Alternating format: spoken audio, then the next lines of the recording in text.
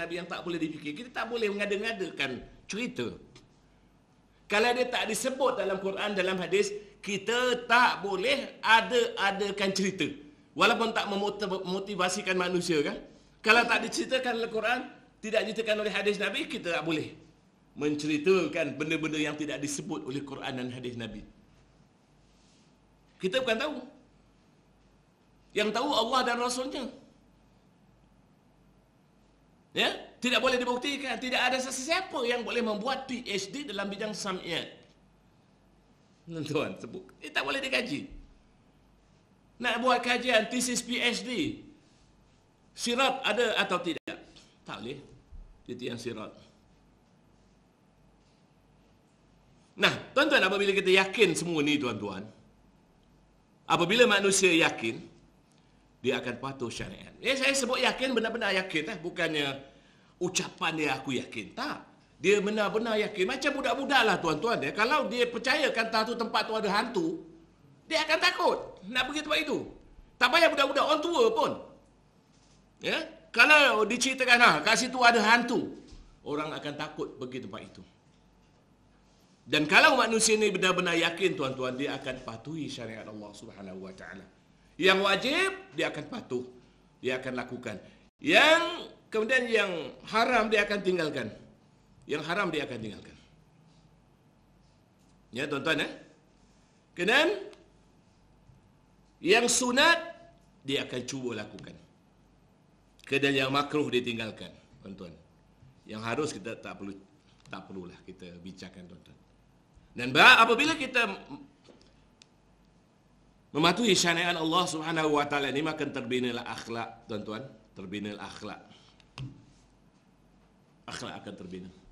Orang Islam, dia akan melakukan perkara-perkara yang diperintahkan oleh Allah Taala. Ya, solat dia akan lakukan.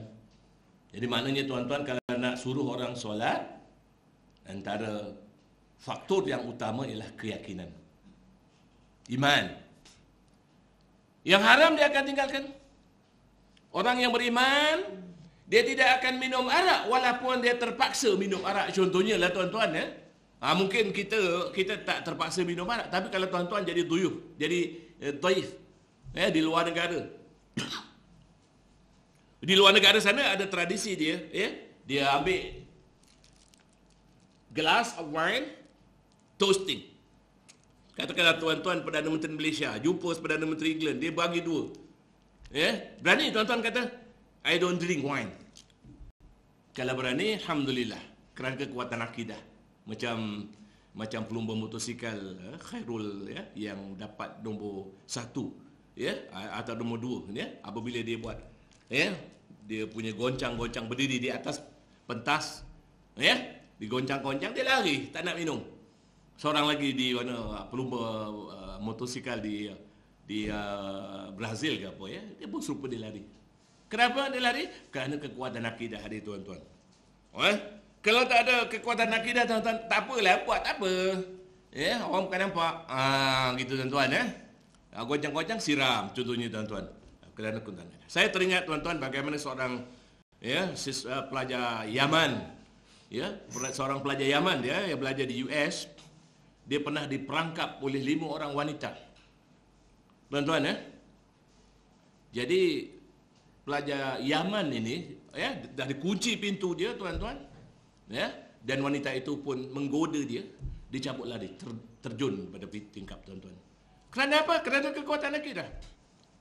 Sebab tu ada hadis Nabi SAW, tuan-tuan, antara orang-orang yang akan berada di bawah zilal, di bawah perlindungan Allah di padang mahsyar nanti ialah mereka, pemuda-pemuda yang diajak berzina, tetapi akhirnya kita, aku yakin, aku percaya, aku takutkan Allah Subhanahu Wa Taala. Nah, macam mana nak membina kekuatan ni? Saya boleh cerita je, tuan-tuan, tetapi macam mana nak bina kekuatan itu? Ialah kekuatan akidah itu harus dibina melalui bukti-bukti, insya-Allah.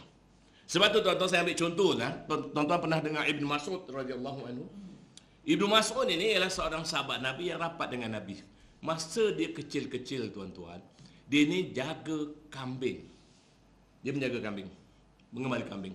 Suatu hari, Nabi SAW, dia bertemu dengan Ibnu Mas'ud semasa dia kanak-kanak. Dia kata kat dia, ya Ibnu Mas'ud, bagi aku sedikit, ya budak, bagi aku sedikit susu itu. Budak dia kata, ini bukan kambing aku. Tuan-tuan, kadang-kadang kita mudah nak cakap kan.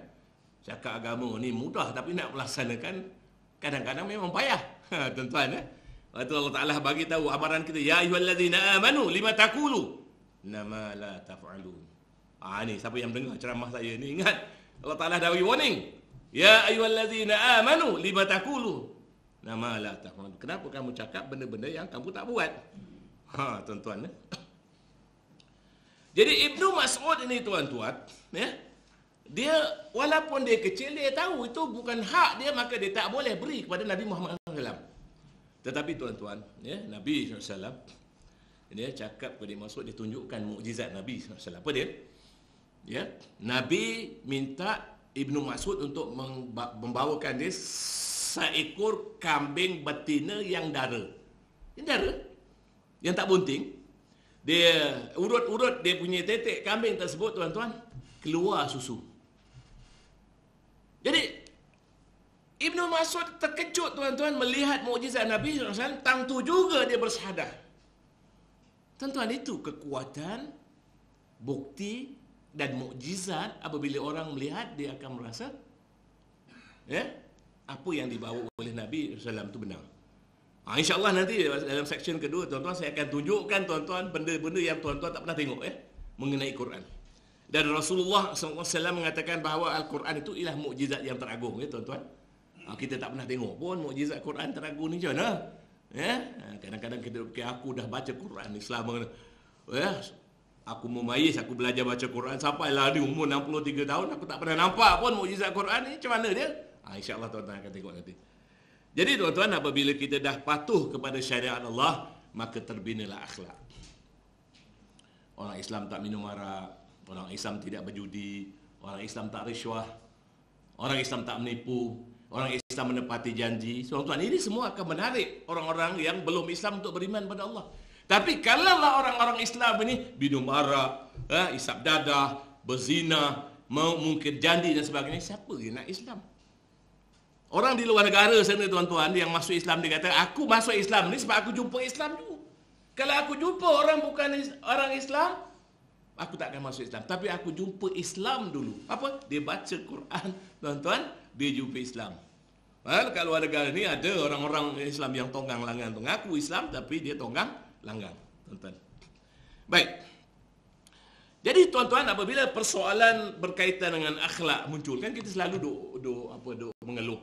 Allah, kenapa orang kita ni begini kan? Kenapa orang Islam berpecah belah? Kenapa orang Islam ini rosak akhlaknya? Kenapa orang Islam ni banyak buang anak, tuan-tuan? Nah, tuan-tuan, barangkali kita kena troubleshoot yang mana? Kita kena troubleshoot yang ini, tuan-tuan. Tuan-tuan tengok yang ini. Troubleshoot yang ini. Ini kita troubleshoot. Makna akidah ini kena troubleshoot. Tuan-tuan kan? Dan bila saya sebut persoalan akidah, tuan-tuan, bukan semata-mata tuan-tuan jelaskan sifat Allah 20 ini begini-begini. Allah Ta'ala itu ada. Allah Ta'ala maha mendengar. Tapi bagaimana nak yakinkan manusia bahawa Allah Ta'ala itu maha mendengar dan maha melihat? Betul tak, tuan-tuan? Kalau kita nak mengulang-ulang Allah Ta'ala maha melihat, maha mendengar, maha mengetahui, tanpa kekuatan keyakinan, tuan-tuan, dia tak ke mana. Sebab, tuan-tuan, berapa ramai pelajar-pelajar yang belum Islam ni, tuan-tuan, yang dapat pendidikan Islam grade 1 dulu tuan-tuan. Bayar saya dulu yang dapat pendidikan Islam 1 bukan sedikit. Ramai, tuan-tuan. Apakah mereka Islam? Tidak, tuan-tuan. Bermakna, tuan-tuan, kalau ilmu pengetahuan semata, tuan-tuan, tanpa keyakinan, belum tentu dia jadi Islam. Sebab tu orientalis barat, tuan-tuan, kalau nak bandingkan saya, tuan-tuan, orientalis barat yang besar-besar ni, tuan-tuan, kalau nak bandingkan dengan saya, dia lagi alim daripada saya, tuan-tuan.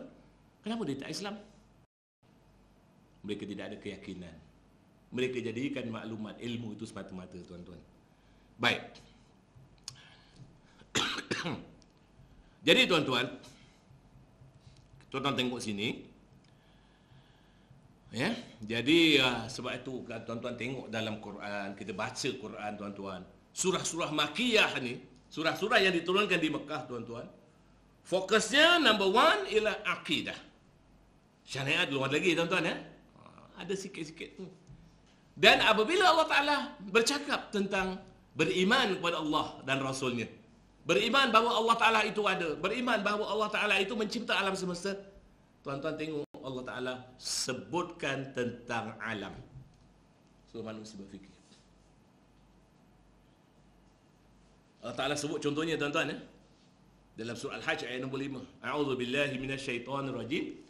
Ya ayuhan nas, wahai manusia, in kuntum fi raibi minal ba'ts, kalau kamu ni ragu-ragu dengan hari kebangkitan semula, fa inna khalaqnakum min turab, kami jadikan kamu ni semua daripada tanah.